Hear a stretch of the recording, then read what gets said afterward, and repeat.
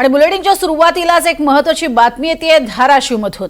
धाराशिवमध्ये नळदुर्ग शहर आज बंद असणार आहे। नळदुर्ग इथे ईद ए मिलादच्या मिरवणुकीमध्ये औरंगजेबाची घोषणा दिल्याचा प्रकार समोर आला आणि त्याचा व्हिडिओ सोशल मीडियावरती व्हायरल झाल्यानंतर हिंदुत्ववादी संघटनांकडून पोलिसांना निवेदन देत संबंधितांवर कारवाई करण्याची मागणी करण्यात आली आहे। दरम्यान या घटनेच्या निषेधार्थ आज नळदुर्ग शहर बंद ठेवण्याचं आवाहन करण्यात आलं आहे। अधिक माहिती घेऊयात ओंकार कुलकर्णी यांच्याकडनं। ओंकार, काय घडलं नेमकं नळदुर्गमध्ये?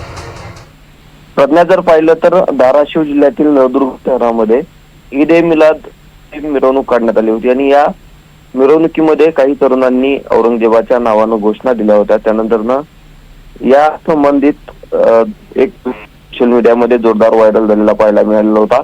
त्यानंतर हिंदुत्ववादी संघटना ज्या आहेत त्या आक्रमक झालेल्या पाहायला मिळालेल्या होत्या। त्यांनी नळदुर्ग येथील पोलीस ठाण्यात जाऊन या संदर्भातील तक्रार देखील दाखल करत संबंधितांवर कारवाई करण्याची मागणी केलेली होती। मात्र या संदर्भातील कुठलीही कारवाई होत नसल्याचं लक्षात घेत या संघटनांनी आता नळदुर्ग शहर बंदची हाक देण्यात आलेली आहे। जास्तीत जास्त व्यापाऱ्यांनी या नळदुर्ग शहर बंदला प्रतिसाद द्यावा असं आवाहन देखील आता या संपूर्ण हिंदुत्ववादी संघटनांकडून करण्यात आले। प्रज्ञा, नक्कीच, तुर्तास धन्यवाद या संपूर्ण माहितीसाठी ओंकार।